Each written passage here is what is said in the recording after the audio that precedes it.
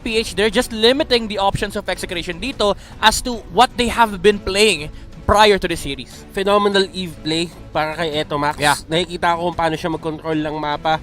And EXECRATION, tatanggalin nila yung prowess ng Aura PH para mag-initiate or magkaroon ng Mathilda factor dun sa side ng Aura PH.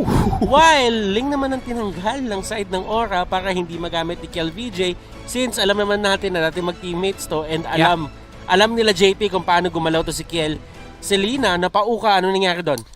You know, EXECRATION, they might have wanted the Selena in the first place, pero they know that they're up against Aura PH. So I think it's better for them to get the first pick Selena. Kasi kapag hindi mo kinuha to, kukunin ni Grid to eh. Matic yan. Ito yung pinaka-automatic sa lahat ng pwede mangyari for Aura PH. Kapag binigay mo yung Selena, laging kukunin ni Grid yan. Overall, it's a good pick for the side of EXECRATION. First pick material din naman siya, but then again, in the middle, meron ding deny na nangyayari para sa Aura.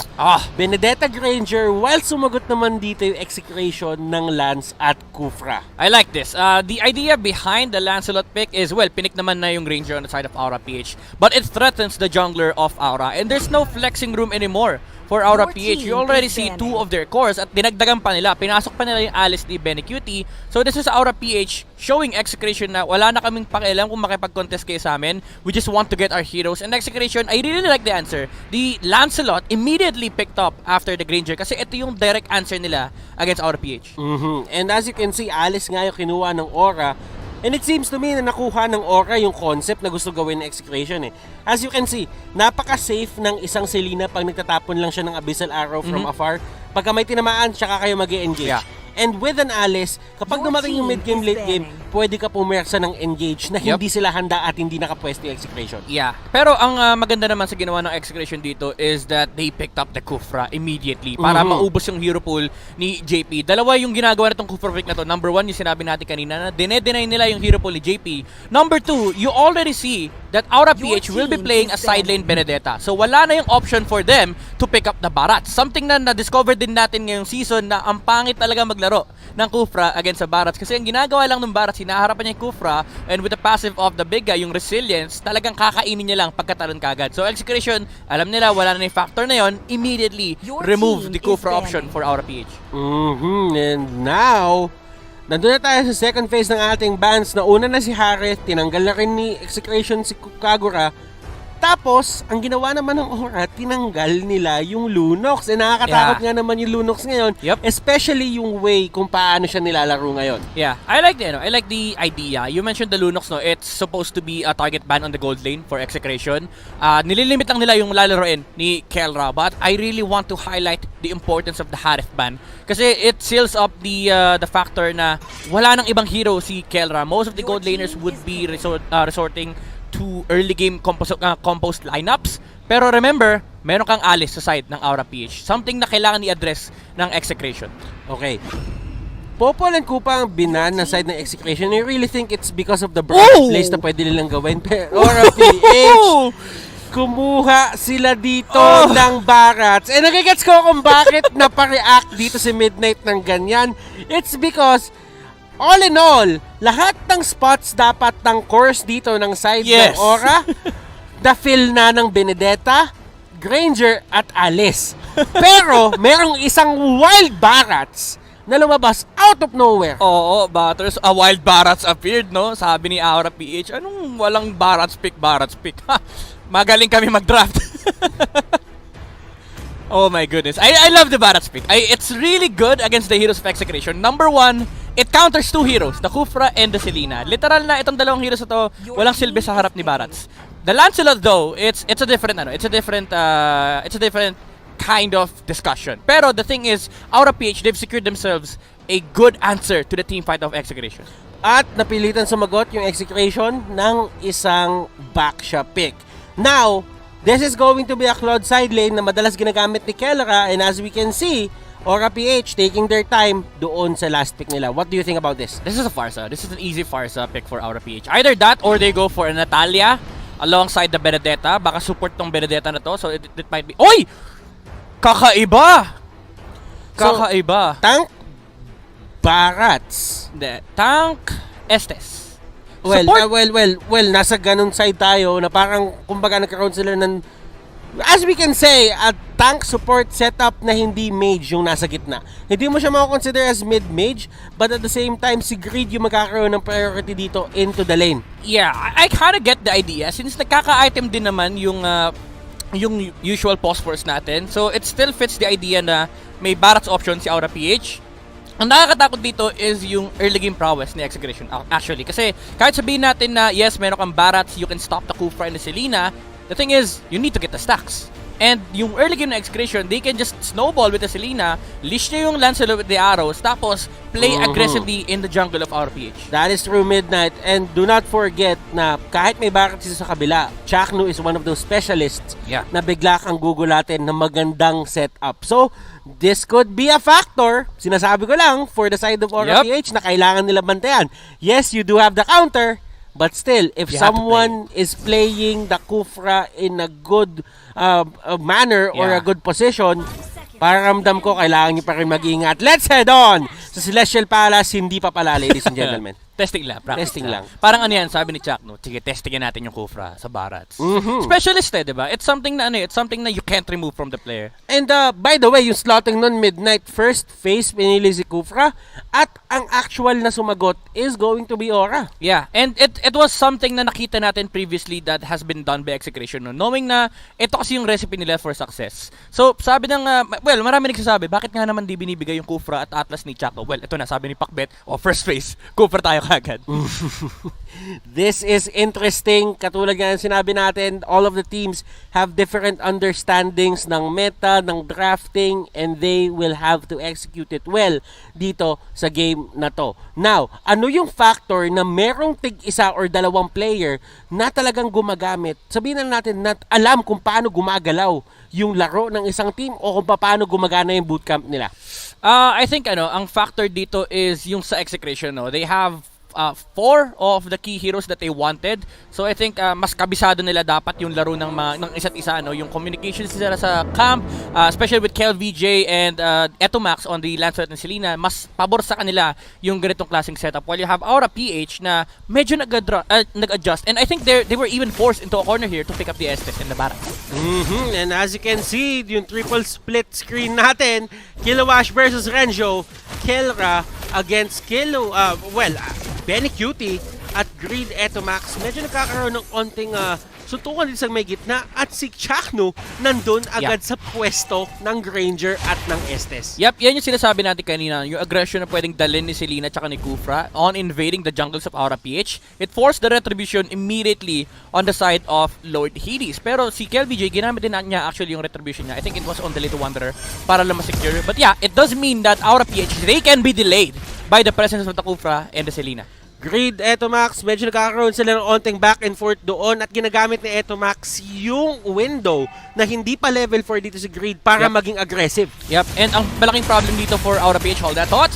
And there is Kelra going down, rotation coming out from Aura PH, EXECRATION, they are going to have problems if magtuloy-tuloy ito. Yeah, the wonderful side, the wonderful things on the side of EXECRATION here is that JP got the purple buff instead of the Granger. Maybe something na pre-practice ng Aura, no, na kay Estes yung purple buff. Pero normally you'd see Granger have the purple buff, and I think it's because of the presence din, yung panggugulo ni Kufra tsaka ni Selena. Pero napaganda actually kasi they immediately rotated towards the bottom lane. If it was any other hero rather than Granger, tingin ko hindi yun magiging case eh. Kailangan mo ibigay yung purple buff. Yeah, definitely. Kay dun sa hero na yon, like a Lance, a Ling, kasi kailangan nila yung energy, kailangan nila yung mana.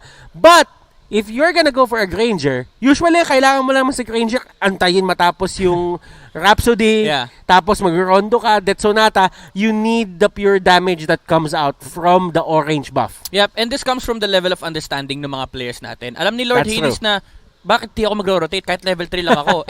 Claude lang naman yun nasa bottom lane. And yung rotation, it started from the top, went to the bottom lane, no, para masecure nila yung purple buff. So immediately, nasa isip ng Aura PH, wala naman tayong hinihintay na iba pang timers, naka-orange buff naman si Granger, which is yun lang naman kailangan niya, we can rotate towards the bottom lane. And again, ito yung level of understanding ng mga players na to. They're able to adjust these kinds of things. Kahit nakuha ni JP yung purple buff, so what, diba? Punta pa rin tayo ng bottom lane. Those are the things na kailangan natin maintindihan dito sa laban na to. There are certain things, maliliit na bagay, ladies and gentlemen, na talagang ginagawa tong mga teams na to para makuha yung panalo. And as we all know, Aura is excellent in objective timing. Yeah. Ang galing nila humanap ng proper time umikot, and for execution, I really think yung pagiging aggressive nila is top notch. Oh, yeah. Ngayon, kung mababasa ng execution yung timers netong side ng Aura, baka yun yung maging way nila para matalo yung Aura doon sa mga objective fight. Yep, and those conditions for execution will come pagdating ni Lancelot ng level 4. Pati na rin si Kufra actually, very critical yan. So they have a timer na kaya nila i-contest yung Aura PH. As of right now, early game should go in the hands of Aura. But the thing is, the Lancelot will literally be unstoppable in this game kapag nag-snowball siya. Kasi if you look at the heroes of Aura PH, all they have is defensive capabilities against the Lancelot. They have no offensive capabilities against KLBJ. We did see this nung week 7 din. Actually, one of the 2 days na meron tayo ngayon. Yung Signal, si Kekedot, gumamit siya ng lapu-lapu, which is, siya yung naging tank, pero siya rin, technically, yung naging side lane, yeah. di ba? Side lane kasi lapu yung gamit niya, Yep. pero nasa mid. Yep. And I really think na pareho yung konsepto nung lapu at saka nung bakit sa ginagawa nila ngayon. Yeah. So, masasabi ba natin na nagiging maganda ba yung matchup na to kay Etomax? Kasi pwede niyang batuhan ng pana si Barats, and Barats, as we all know, wala siyang dash.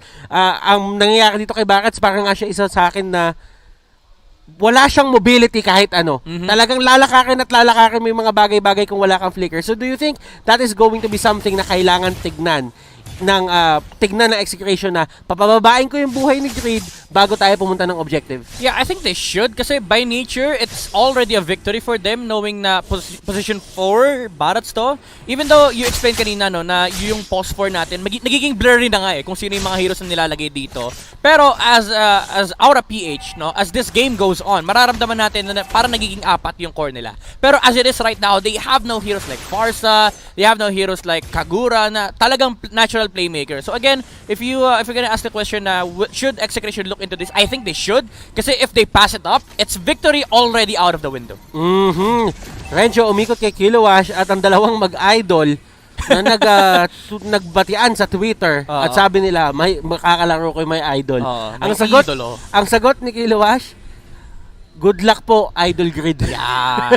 Alam mo, ang kinaganda naman dito sa matchup natin is lahat naman to magkakaibigan. Oh, an eye for an eye, double stun. Yeah. The thing is, iba pa rin kasi pagdating sa sa laro talaga. Pag kumaga lahat kayo, kahit magkakaibigan kayo, magkakaaway kayo sa game. Siyempre, wag mong awayin yung kampi mo. Wag mong awayin yung kampi mo, Grid. Sinubukan siya kuwain ni Kelra, pero kasi masyado mataas yung buhay niya and ginamit yung Blazing Duet na yun para mag-clear lang ng wave. Yep, something na nagiging normal na rin for Claude users expanding the Blazing Duet para mapabilis yung farming speed. I like what Aura is doing right now, contesting the bottom lane habang si JP at si Greed nang gugulo lang. Uy, nakain pa. And si Greed Daytona's welcome, nagkabatuan, and look at this, Kilowash to the rescue. Maaabot na kasi ito, Max, hindi niya maaabot. KLBJ na paggamit ng 2 dash. Wala na yun, nasa cooldown na yun. Renjo, one more hit, revitalize, hindi siya masasalba. Grabe, Kilowash with the rotation on the Benedetta. Additional pa yung sustain na binibigay ni JP, and now you see how good of a defensive lineup Aura PH is. Kapag wala ka ma-burst down, literal na isusustain lang. And ang naging problema nila dun is they exhausted a lot of resources on Greed. Pero hinil lang siya ni JP. So nung pumasok na si Kilowash, there was literally nothing for Execration to do. Doon sa may taas, nagkakaroon tayo ng push galing kay Kilowash at kay Lord Hades. Renjo being the back siya. I mean, malakas siya mag-hold ng lane. Yeah. Don't get me wrong. Yeah. But in terms of wave clear, kailangan mo gamitin yung ultimate mo. Yep. And Execration, ito na yung pinag-uusapan natin timers kanina. Nandyan na yung level 4s ni Chakdu, but they need a lot more time. They need the items on the Lancelot, on KLBJ, and they actually need for Sildina to scout some potential targets here for EXECRATION. And meanwhile, EXE naman, pwede sila mag-relax lang. Again, ito yung lineup na pwede kang mag-relax as long as EXECRATION, they're not playing aggressive. Kasi pagdating ng late game, you have all the defensive capabilities in the world and ma-amplify pa yan with the items that they can buy. Ngayon, nakikita natin yung Selena dito ni Eto Max. Talagang umikot-ikot lang siya, try niya maglagay ng trap. And napakalaking bagay kasi na jungle track mo, yung kalaban. Yeah. Like, for example, itong Granger na to mabilis mag-clear to. And given the fact na mabilis siya mag-clear, yung timers ng pag-gank niya, dun sa may top or dun sa may bot or possibly yung mid, napapabilis din eh. Yeah, definitely. So, ibig sabihin, kapag nilagay ka ng trap doon, nakikita mo at nababalaan mo yung teammate mo, oy, papunta na sila dyan. Nandiyan na sila sa area mo, mag-target hug ka muna. Yeah. Yun yung information control na pwedeng makuha ng EXECRATION. But this is something that should switch come the mid-game, no? Imbis na pang-defensive na, uy, back ka muna, turret hug ka muna. Dapat pagdating ng mid-game, when you get information from the traps, dapat makapag-calculate na aggressive play si EXECRATION. Kasi that's their main condition. That's their primary condition to win this game. Kailangan mag-snowball yung Lancelot. So when the timer comes, dapat talaga mag-switch yung laro ng EXECRATION. And this is going to be interesting kung paano nila gagamitin yun sa kanilang advantage. And Kilowash, na kung nakita nyo dun sa last part na nakita natin yung mapa, nandun siya sa may triangle brush noong top lane. Ngayon, it's kinda like a Benedetta special na eh, na hindi lang naman si Kilowash yung gumagawa nito. And Kilowash knows na pwede magamit yung presensya niya doon sa may ibang lane if ever man mabilis niya makiklear yung wave. Yeah, napakabilis kasi ng mobility ng Benedetta. So it's something that that comes with the hero, parang second nature na, no? Kapag nilalaro mo yung Benedetta, once you've cleared the wave, you should automatically rotate kasi aabot at aabot ka. Parang essentially far sa side lane. Na kapag na-clear mo na yung wave, pwede ka mag-rotate towards mid, help your teammates, and tulungan mo na kumontrol ng resources. So it's Kilowash, it's really good that he is doing this kasi kung hindi nila ginagawa yun, walang punish sa yung pag-farm ni EXECRATION ng early game. A lot of teams are doing this and at the same time, guys, ngayon sinasabi ko na sa inyo, nagiging mainit ang last day natin. Mainit na nga sa first two series. Feeling ko papainitin pa ng third and fourth. Ngayon, Aura EXECRATION, they're looking at each other and ngayon ko na napansin pala, midnight, no? Nabuo na naman yung Season 4 at Season 5 champions natin. Oo. Andito lahat, no? Si Raplicia lang ata wala eh. Well, si Raplicia, feeling ko ano naman yun eh. Tamang nood na lang. Sabi niya, wala, tapon na kami. Tsaka sabi ni Raplicia, feeling ko, wala eh. Talagang nandyan na ako eh. Ramdam nyo naman ako dyan eh. Ramdam naman yung presensya niya eh. Tsaka feeling ko si Raplicia kasi busy na kinakirl niya yung blonde na buhok niya. Wag natin balikan yung mga bagay na gano'n, ladies and gentlemen. Kami ang nabiktima noon. Yep. And alam mo, seeing them playing on opposite sides of the map, talagang, alam mo yon, ang tagal na ng pinagdaan natin sa MPL. Ang tagal na rin na pinagdaanan nila. Even though na taon lang halos yung pagitan nun. Nakikita mo that these players are evolving. And Kilowash, Electro Final Blow, clearing out the wave. At kung mapapansin mo yung placement ngayon ng Aura sa mapa, nandun na sila sa side ng EXECRATION. Oo. Ito, alam mo, familiar na familiar to eh. Kakakita lang natin tong ganitong klaseng gameplay from our previous series. This is how Blacklist Internationals play the map. They split with Edward and rotate towards their gold lane, maximize kung ano man yung farm na meron yung gold laner nila, and just insanely put a lot of pressure on one of the side lane. Kasi alam mo na lamang naman yung isang side lane when it comes to wave clear. So, pwedeng apatin mo yung isang lane habang walang sagot yung kabilang team. Yes, nakuha nyo yung kill kay Greed dahil dinelay niya kayo sa pagpunta dun sa baba. Yeah. Pero look at this. Yung farming spot ng isang Claude, as early as 5 minutes in, wala na siyang torre doon. Wala na talaga. Nada. Literal na walang bahay si Kelra dito. And it forces the Claude to move out of this farming space. Pero doon pa rin siya pupunta. And it's a nice choice kasi yung EXE-PH, nandun naman sila sa taas, no? So this is information control from Kelra na alam niyang inaapat yung backshot sa may top lane. So pwede ka mag-farm sa may bottom lane.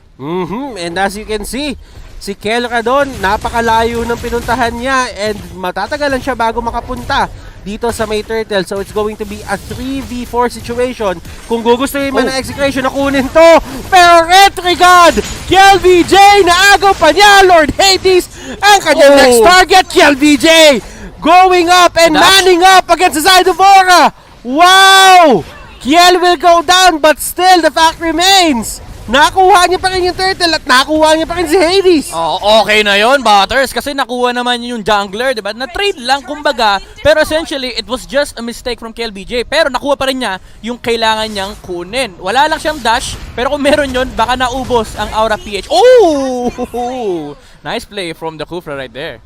And Benny Cutie, di nga in-expect yun, napapasok pa si Chakno. Binigay ni Chakno yung buhay niya. And it's a good move kung iisipin mo, kasi madedelay yung pagkuha ni Alice ng stacks. Yeah.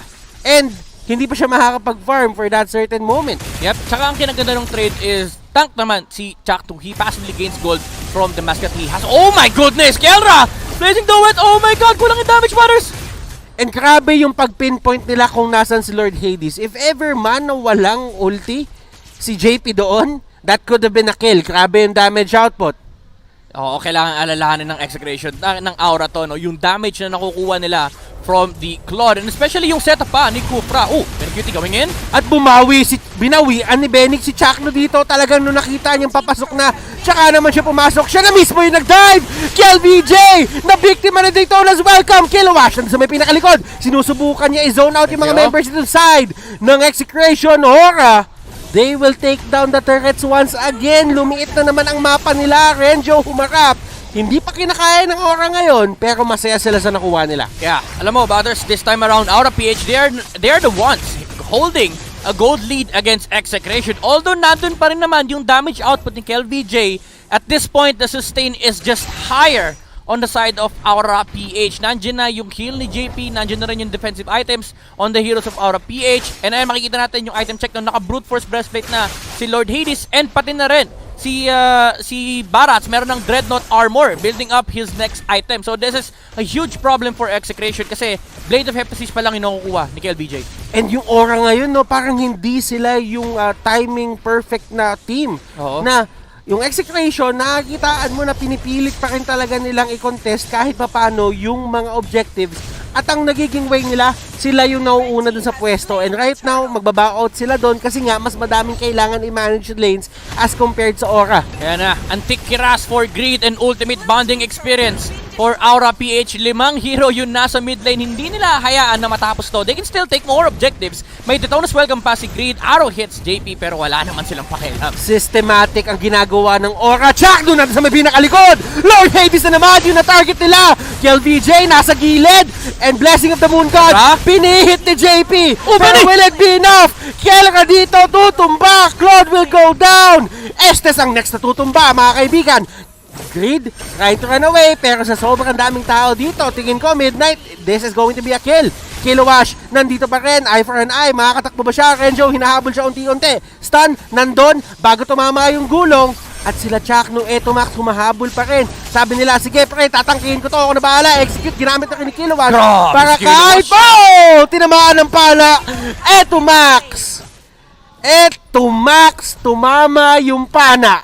Alam mo, napakalupit nung start for EXECRATION. Chaknu with a perfect sandwich play on the backline. Nag-shift ng focus si Aura PH. Nagulat sila, may Kufra sa likod. Pero hindi nila napansin is the entry of the Lancelot. Napakagandang pag-control nun with the dashes. And he was able to secure the kill onto Lord Hades. Pero I think napunta sa ibang hero yun. Pero it could have been better for EXECRATION if had Benecutie not noticed Kelra's entry with the Claude. Kasi ang ginawa ni Benecutie, nung nagkakaroon na ng teamfight, alam niya na ang kailangan niyang isipin is may paparating na Claude. So he was able to hold off Kelra with the Blazing Duet and napatay pa nga niya yung Claude. Pero this is something that they have to worry about, no? Again, yung damage output ng EXECRATION, it's still overwhelming at this point. Kailangan pa rin mag-ingat ng Aura PH whenever they try to engage on teamfights against EXECRATION.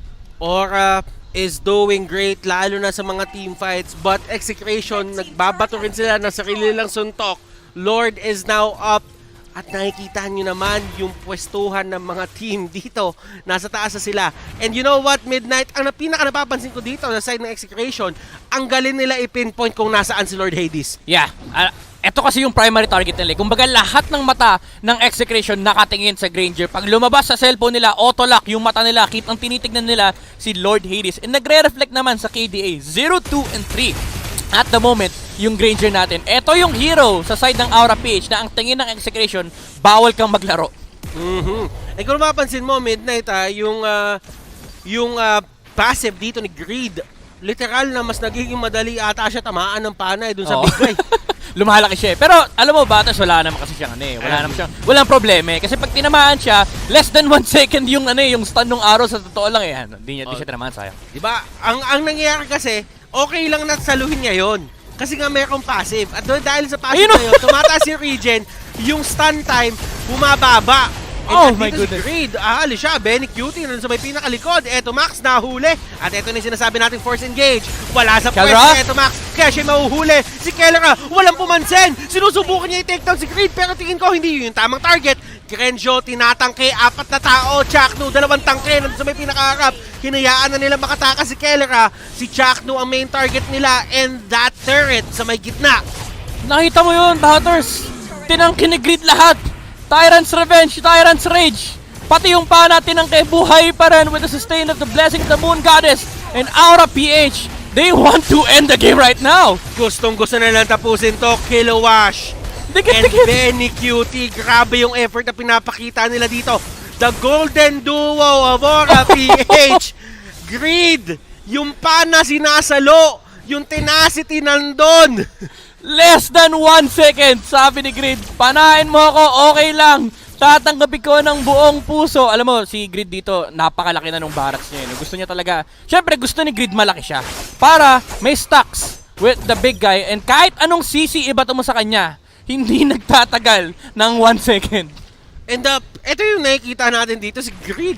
Literal, sinasalo niya lahat ng pwedeng saluhin para lang lumaki yung kanyang barracks. And at the same time, papansinin mo, huwag ka tumawa dyan. Eto Max, kahit anong gawin niya, kahit subukan niya palusutin, parang nangyayari kasi, si Greed, hinahanap niya pa na matamaan siya. Oo.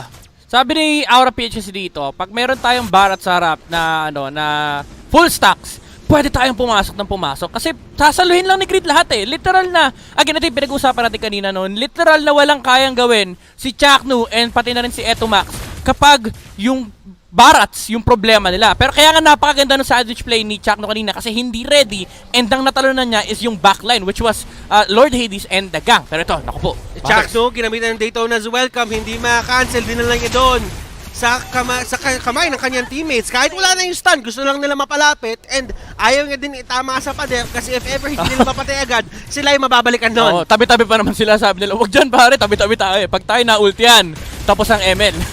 And Lord Hades, this might be yung pinakamalaking contribution niya for this fight if ever he gets this Lord. Kasi nga kanina pa siya shutdown ng side ng EXECRATION. And hindi mo siya masisisi. Ganun talaga yung game plan ng EXE. Yeah, it's a hard Granger game. Knowing na may Selena, merong back siya, and kailangan mo rin intindihin yung entry ni Claude tsaka ni Lancelot. Actually, sobrang daming tumatakbo sa isip ni Lord Hades ngayon. Hindi lang buhay niya, pati ML kailangan niya problemahin. Kaya napakahirap laruin nung kanyang game. But the thing is, he has only died twice. Now, EXECRATION, is time on their side, Midnight? Not anymore. Kasi wala na. Ang timers ngayon ay nakay Aura na. There's a lot of defensive capabilities on this roster. In EXECRATION, tapos na yung momentum nila na mag-snowball. They're hoping to get an opportunity against Aura PH with an immaculate set from Chakno. At ito, nagkakaroon na ng hindi onting push. Ito yung big major push. Chakno! Ginagawa ng Aura. Chakno! Dun sa may likod! The specialist! Benny Cutie surpressed! Winter Truncheon nagkabatuhan na! Ladies and gentlemen! Oh my goodness! Down. Claude! Kellera! Nakuha niya yung kill! Chakno tumalon dun sa may pinakaharap and Lord Hades hindi siya mahanap ngayon ng side ng EXE. The specialist, ladies and gentlemen, kakasabi ko lang, humanap na magandang set. He was able to set on the backline na gamit kagad yung Blessing of the Moon Goddess to save kung sino man yung natalo na niya. Pero sabi ng EXECRATION, bait lang yon. Kasi pag nagtipon-tipon kayo, magdikit-dikit kayo sa damage ng Blazing Duet ni Kellera. At eto, EXECRATION marching on to the mid lane. Gusto na nilang basagin yung mga tore. Gusto nilang maging even yung mapa. Gusto nilang mabawi yung map control na kung ano man nawala. Hey! Chakno! Oh my goodness! Lord Hades! Oh my! But win condition of Aura PH. Tanggalin si Chakno. Oh, ano yun? Wala. Alam mo, Butter, sabi nga ni Pakbet, nasa player na yan. Wala na sa draft. Kinounter na ng Aura PH, pero Chakno kasi yan. Chakno making impossible plays happen dito back sa side ng EXECRATION and Aura. Paano mo sasagutin yung isang tao na magaling lang talaga mag-set? Wala, dasal. O kaya, ang pwedeng gawin ng Aura PH dito is constantly look for the Kufra. Pero kasi, ang problema nila dun sa part na yun, di ba, nagpupush yung Lord, lahat sila nakatingin kay Lord. Si Kufra, si Chakno, wala sa base. Ang hirap sagutin ng mga ganong klaseng movements. Veteran moves eh. Veteran moves and Chakno. Kailangan mo talaga siya i-take account for. Kung hindi mo alam kung saan si Chakno at any possible moment ng clash, ganun yung mga bagay na nangyari. At nahagip niya doon si Benny Cutie. Si Benny Cutie, hindi siya nakalapit sa madaming tao. Na-control siya from afar ni Kelra at nung Lance, nabatuan na siya ng Thorn Rose. And at the same time, Midnight, parang ano yun eh. Yun yung pinakaayaw na pwesto ng isang Alice na walang malapit sa kanya kasi nagtathrive. Nagtathrive ang isang Alice kapag maraming kalaban na nakapaligid sa kanya kasi sustain is coming from the enemies themselves. Yeah, and then nagisagot din ng EXECRATION is nung nag-Winter Truncheon si Alice, wag na nating pansinin. They went for the backline. Kelra actually made the perfect entry to that team fight. Sabi niya, okay guys, nakapag-setup na si Chakdo dahil nga naka-ultimate bonding experience ang Aura PH. Dikit-dikit sila, lahat sila sinalo. Yung damage output ng Blazing Duet, even with the sustain of the Winter Truncheon, hindi naging enough yon for Benny Cutie to go out. Alam mo ba kung ano yung nakadikit talaga doon? Ano yung nakadikit doon? Ano yung LAN cable? Nagiging mabilis talaga lahat. Double giga eh. Sakto green pa yun, no? Double giga double giga. Yun yung tinatawag na double giga connection. Ngayon, balik tayo dito sa my game. Ladies and gentlemen, mga LAN cable nga yun, huwag ka tumawa dyan. Alam mo, naniniwala naman ako. Kasi kapag dinigitan ka ng JP, only speeds. Only speeds. Takbo lang na takbo. Only speeds. Yo! Now, Aura. Laban lang. Oy! Nandiyan na. Ang dami ng immortality sa side ng Aura PH. Actually, this is something that EXECRATION needs to worry about. Yung second round ng Aura PH. Again, if you are a sustained lineup, habang tumatagal yung clash, no? Even though beneficial kay Claude, yan, kapag wala ng burst damage yung lineup na kalaban nyo, pabor sa inyo. Kasi second time around, may sustain pang idadagdag yung Aura PH. Renjo, nahuli siya. Meron pa ba siya nung gulong? I think not. Revitalize, pinapatagal lang, dinedelay lang inevitable, and he will go down. Grid? While si Grid, nahuli din sa may gilid. Oh, nakain! At nakain siya dito, dalawang member ata ng EXECRATION na mawawala. Make that 3! Eto Max, makakatakas ba siya? Pero nandun yung dalawang members, hindi ko na alam kung saan sila nakabase. Yung isa nandun sa kabila, yung isa nanggagaling dun sa river. Araw? Tatama, pero still. Less than 1 second talaga. Less than 1 second. Grabe, mahater si Grid. Mamamatay na siya. Pagkakain niya kay KLVJ, which was nice target selection by the way, kasi alam niya na si KLVJ yung papatay sa kanya. Pagkakain, flicker out, dinudge yung huling tira, and he was able to regen some HP after the Daytona's welcome. Actually, pagkakabasa ko nga doon Midnight, yung nag-Daytona's welcome, nung hindi pa kumakagat, nag-flicker na siya. Nag-flicker na kagad para ma-dodge niya. Para mahuli niya yung mahuli niya yung Lancelot. And di ba katulad nga ng sinabi mo kanina, Lancelot is one of those heroes na ang hirap talaga huliin ng Daytona's welcome. Kumbaga, pagka Daytona's welcome, tapos Lancelot yung kalaban mo, unless magamit niya talaga in a wrong manner yung kanya mga skills, ilista mo na makakataka siya. Oo. Pero at least you bait out the dash. Kasi ang kailangan niyang gawin doon is gamitin yung kanyang first skill, lalo pag late na. Pwede mong gamitin yung Phantom Execute mo to get out of the AOE. Pero most of the time, syempre yung Lancelot gusto niya minamadali. Kaya yung first skill na bait out yun. Kaya medyo interesting yung matchup ng ng Barat tsaka Lancelot. And ngayon, nakikita nyo both of the teams nandito na sa area ng Lord. EXE, eto Max, nagbabato ng pana, and that is going to be a 1 second stun dahil nga medyo malayo yon. And remember, it's all about the range for the Selena. Yep, Chakno. Nakita niyo si Benny Cutie rito. Naku po! Aura PH, alam nila kung nasan si Chakno, Kuya Butters. And ang ganda na huli ni Benny Cutie. That is not a flicker in. That is the flowing blood. Grabe naman yung mga dodgerist na mga players natin. Actually, muntikan na si EXECRATION. But the thing is, at least, it forces out EXECRATION from this box of the Lord para ma-take ng Aura PH. And napakahirap i-contest nito kahit papatamahin nila yung pana nila. Oh, KLVJ! Oh! Renjo! Nabunggo niya yung Lord! Saan niya mapupunta? Benny Cutie! Nahabol si KLVJ! Flicker in! Matutumba si Kiel! Pero kakailanganin pa nga ba ng Aura yung Lord dito as they march on sa may gitna. Execration, what can they do? 3v5 situation. And actually, 2v4. Kasi hindi pinapauwi ni Kilowash dito. Yung back siya. Pero may Blazing Duet, may Blazing Duet si Kelra. He can actually clear the next wave. And hindi na nga nila kinailangan gamitin. Grabe naman yung pagbunggo ng gulong ni Renzio doon. It saves Execration from this final push. If MPL-PH got the Lord, it could have been very bad for them. Pero ito, may next wave na tignan natin. Kung 20 seconds, kailangan nila i-hold. Renzio pabalik. Blazing Duet, ginamit, walang damage whatsoever. Nahuli nila si Kelra.